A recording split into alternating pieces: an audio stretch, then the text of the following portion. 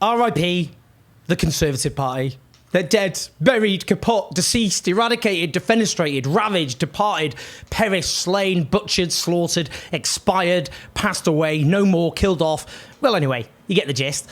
Nigel Farage has apparently decided that his country has once again called him for duty, and that duty is to bury the Conservative Party. Well, it's certainly been emotional. I've certainly enjoyed the ride. After all their achievements in the last 190 years of their existence include such great hits as fighting tooth and claw to stop social progress, valiantly defending the interests of the rich and the well-to-do, waging war on the social fabric of this nation, battering working class people, redirecting people's anger at their many justified grievances to the vulnerable and the marginalised. Well, we could go on. Now, to be clear, Nigel Farage has announced he's taking over as leader of the Reform Party. That's the artist formerly known as the Brexit Party. That's the artist formerly known as UKIP. Let's just have a listen to the fella, shall we? So I am going to stand in this election. I'll be launching my candidacy at midday tomorrow in the Essex seaside town of Clacton. So midday tomorrow, Clacton, at the end of the pier. But perhaps more important than that, I've made a far bigger decision than that, which is, and I've talked to Richard, and he is happy about it. Oh, of course, you'll write your pieces about how badly we're all getting on, because that's journalism for you. Actually, I regret to say we're getting on quite well. But Richard is more than happy for me to my head and shoulders firmly over the parapet and take the flak. So I'm coming back as leader of Reform UK, but not just for this election campaign. I'm coming back for the next 5 years.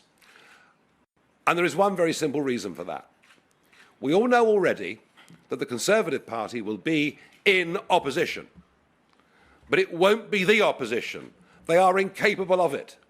They've spent most of the last 5 years fighting each other rather than standing up and fighting for the interests of this country. Well, there we go. He's just unceremoniously booted out the leader of Reform, Richard Tice, a charming multimillionaire who's given £2.5 million of his own money in donations and loans to the party. But Reform is pretty weirdly registered as a limited company, and Farage is the majority shareholder. So that guy can do what the hell he likes. So off you go, off you skedaddle. Ticey. Now, he's also made clear, Farage, that his actual ambitions lay in the US up to this point, that he wanted to be part of Donald Trump's bid to take back the White House.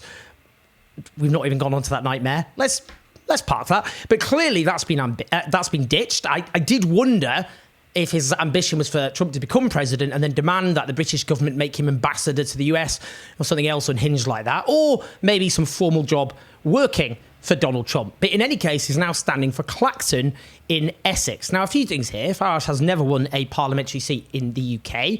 That's not for want of trying. He's been defeated over and over again when he stood for Parliament.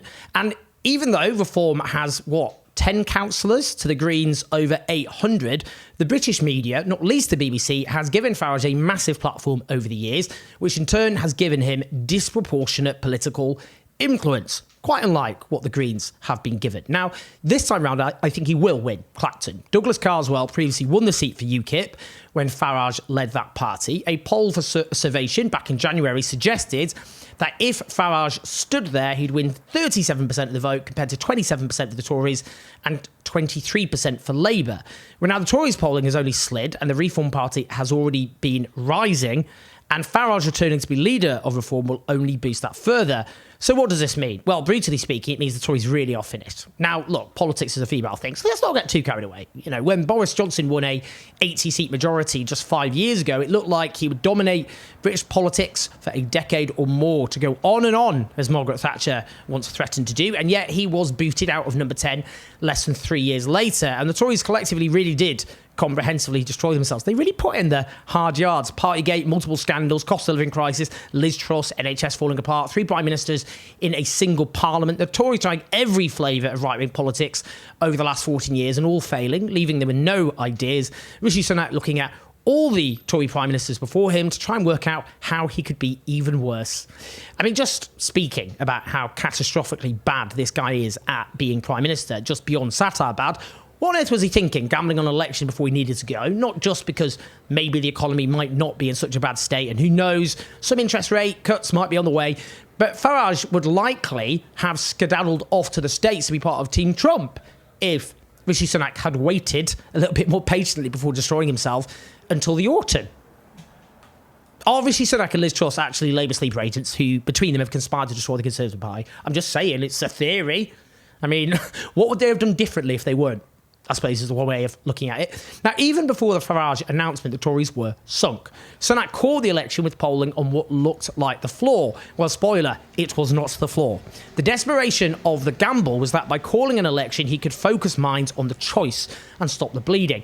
That means throwing lots of policies out, which are specifically aimed at what they think the stereotypical reform-leaning voter might like, such as introducing national service, otherwise known as forcing young adults to do community service, normally a punishment, or unpaid labour, the party of so-called free liberty dictating how adults have to spend their free time. Now, that's probably going to help mobilise younger voters to kick them out, if I'm honest. It's your funeral. Treat yourself. But it's always polling, if anything, has just got worse since the election announcement. And historically, mostly, there's a swing back to the government of the day of some sort when there's an election, though notably that didn't happen in 2017. Now, today YouGov has released something known as an MRP. That's the acronym for the rather catchily titled Multi-Level Regression and Post-Stratification Model, which isn't a poll, confusingly. It speaks to far more people and then tries to work out how each individual constituency is likely to vote under the first-past-the-post electoral system. Now, back in the 2017 election, an MRP suggested there'd be a hung parliament. That was widely ridiculed, but it was proven correct. Now, this MRP shows Labour winning 422 seats compared to just 140 for the Conservatives. That's a majority of 194 and a bigger landslide than the one chalked up by Labour in 1997 when Labour won 418 seats and the Tories won 165. Now, my instinctive reaction, I'm not going to lie, is lol. It's funny. You have to admit, it's pretty funny. The Tories are a despicable political party. They've inflicted untold misery on so many, not just in the last 14 years, but throughout their gruesome existence. Objectively pretty funny to watch a load of Tory MPs, including many cabinet ministers, lose their seat. Now, despite the wailing I get from Starmer cheerleaders, my books, columns, media appearances, videos, whatever, throughout my career have been dedicated to opposing the ideology encapsulated by those awful ghouls known as the Conservative Party. My objection to Starmerism, whatever the hell that is that it has embraced Tory ideology so comprehensively. Now, that brings me on to my next point. Before Farage made his announcement, there was less than no chance of the Tories sneaking back in. There really is now more chance of me suddenly just knocking on your door as you watch this video, revealing myself to be actually Darth Vader, telling you in no uncertain terms that No, I am your father. Before the universe turns into a giant pink jelly called Norman, who then says wibble, wibble, wibble, and then space-time collapses in on itself. I'm just saying that's the ballpark odds we're now discussing. I'm not on hallucinogenics. I just have a very active imagination. So those of you thinking, oh no, I must vote Labour, even though I don't like them ruling out taxing the rich or investing properly in our services or bringing our utilities into public ownership or committing to increasing privatisation of our NHS or watering down their workers' rights commitments or trashing their previous £28 billion a year climate investment pledge or legitimising Israeli war crimes. Guys, you don't have to do it. You could just vote according to your conscience and put pressure on the Labour Party, knowing there is less than zero risk of letting the Tories win by either voting Green or voting independent, by which I mean, for example, if you're in Islington North, you can vote for Jamie Corbyn. If you're in Ilford North, you can vote for Liane Mohammed. Now, on the day we have this detailed survey showing an epic landslide for the Labour Party, another poll asked voters the question, between Rishi Sunak and Keir Starmer, I wish there was someone else. The numbers agreeing, 58%. The numbers disagreeing, 13%. Well, I'm sorry, guys, but that level of disillusionment in a democracy is simply not sustainable. Something has to give.